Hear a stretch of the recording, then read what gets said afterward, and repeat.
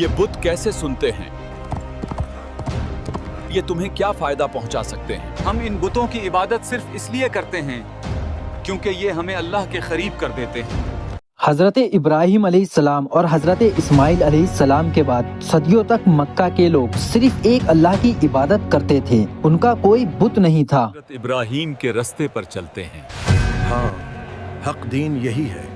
वो हज करते, तवाफ करते और हजरत इब्राहिम अलैहिस्सलाम के सिखाए हुए तरीकों पर चलते थे। मगर वक्त गुजरने के साथ लोग पुरानी बातें भूलने लगे। अमर बिन लोहाई खुजा कबीले का सरदार था। जाओ, अंत ज़िबाह करवाओ और मक्का के गरीबों को खाना खिलाओ। वो मक्का का बहुत बड़ा और रिस्पेक्टेड आदमी माना जाता था। लोग उसे वलीउल्लाह तक समझते थे। अमर बिन लुहै कोई आम आदमी नहीं है। सही कह रहे हो, वो अल्लाह का वाली है। एक मर्तबा वो कारोबार के लिए मुल्के शाम यानी सीरिया गया। वहाँ उसने देखा कि लोग बुतों की पूजा कर रहे हैं। ये क्या कर रहे हो तुम? उसने वहाँ के लोगों से पूछा, ये क्या है? उन्होंने जवाब दिया, ये हमारे माबूद है। हम इनसे बारिश मांगते हैं तो बारिश होती है, और जब मदद मांगते हैं तो ये मदद करते हैं। ये अल्लाह के नेक बंदे थे। हम इनको जरिया बनाते हैं ताकि अल्लाह हमसे राजी हो जाए। ये वो जुमला था जिसने अमर बिन लोहाई के दिल को धोखा दे दिया। अमर बिन लोहाई ने सोचा, अगर ये कौम कामयाब है तो जरूर ये तरीका सही है। अमर बिन लोहाई उनसे इतना मुतासिर हुआ कि उसने एक बुत मांग लिया। मुझे एक बुत दे दो, मैं इसे मक्का ले जाऊंगा। उस बुत का नाम हुबल था। वो इसे लेकर मक्का आया। ये हुबल है, आज से इसी की इबादत की जाएगी। और काबे के अंदर रख दिया। उसने लोगों से ये कहा, हुबल है, आज से इसी की इबादत की जाएगी। क्योंकि ये अल्लाह तक हमारी सिफारिश पहुंचाएगा। ये सरदार था। लोग इसे नेक समझते थे, इसलिए लोगों ने सवाल नहीं किया, दलील नहीं मांगी, सिर्फ अंधी पैरवी की। रिवायतों में आता है कि इसके पास एक जिन था जिसका नाम हमजाद था, जो इसे गैब की बातें बताता था। एक बार उस जिन ने ये खबर दी, जद्दा के साहिल पर जाओ, वहाँ मिट्टी के नीचे दबे हुए बुत मौजूद हैं, उन्हें निकालो। ये बुत हजरत नूह अलैहिस्सलाम के कौम के बुत थे। उन्हें निकाल कर लाओ और लोगों को उनकी इबादत की दावत दो। अमर बिन लोहाई जिनकी बताए हुए निशान पर जिद्दा जाकर खुदाई की। वहाँ से उसे वही 5 मशहूर बुत मिले जिनका जिक्र कुरान करीम की सूरे नूह में भी आया है। कहने लगे कि अपने माबूदों को हरगिज न छोड़ना। इन बुतों में से पहले बुत का नाम था वद, दूसरा तुवा, तीसरा यागूस, चौथा यऊक और 5वां नस्र था।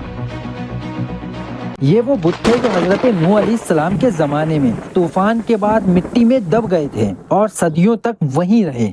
अमर बिन लोहाई इन बुतों को मक्का ले आया। इन्हें मैं मक्का ले जाऊंगा, मेरा नाम होगा। जब हज का जमाना आया तो उसने अरब के अलग अलग कबीलों को जमा किया और उन्हें ये बुत तोहफे में दिए ताकि वो अपने अपने कबीले में इनकी इबादत शुरू करें। वद नामी बुत जंदल के कबीले बनु कल्ब को दिया गया। मेरी तरफ से तोहफा, इसकी इबादत करो। हुआ ये बनु हुजैल को मिला। यगूस पहले बनु मुराद, फिर बाद में बनु गुतैफा के पास गया। यऊक ये बनु हमदान को दिया गया। नस्र ये हिमार के कबीले बनु धुअल कला को मिला। ये आपके लिए है, ये आपकी ख्वाहिशात को पूरा करेगा। इस तरह पूरे अरब में शिर्क फैल गया। अमर बिन लोहाई ने ना सिर्फ ये बुत दिए बल्कि उसने दीन इब्राहिम में कई बदलाव किए, जैसे जानवरों को बुतों के नाम से छोड़ दिया। फिर धीरे धीरे हर कबीला अपना बुत लाने लगा। काबे के गिर्द 360 बुत हो गए। तौहीद सिर्फ नाम की रह गई। रसूल अल्लाह सल्लल्लाहु अलैहि वसल्लम की विलादत तक इसका नाम मोहम्मद है। काबे के अंदर और बाहर 360 बुत रखे जा चुके थे। साल के हर दिन के लिए एक बुत होता था। मक्का के मुशरिकीन का अकीदा भी बहुत अजीब था। अगर आप उनसे पूछे कि दुनिया किसने बनाई तो वो कहते अल्लाह ने। अगर आप उनसे पूछे कि उन्हें किसने पैदा किया तो वो कहते अल्लाह ने। मगर उनका कहना ये था, हम इन बुतों की इबादत सिर्फ इसलिए करते हैं क्योंकि ये हमें अल्लाह के करीब कर देते हैं।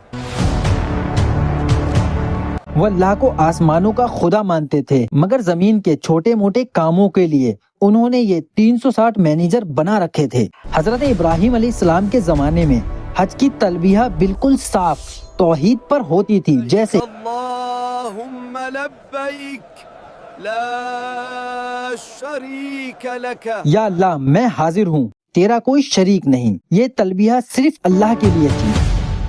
جب بت پرستی پھیل چکی تھی، عمر بن لوئی نے سوچا اگر حج اور تلبیہ میں تھوڑا بدلاؤ کر دیا جائے تو یہ اور زیادہ بہتر رہے گا۔ اس نے تلبیہ چینج کیا۔ لوگ کہنے لگے لبیک اللہم لبیک لا شریک لک الا شرک لک تملک ما مالک، مطلب تیرا کوئی شریک نہیں سوائے اس شرک کے جو تیرا ہی ہے، یعنی اللہ کو بھی مانتے تھے اور بتوں کو بھی گھسا دیا۔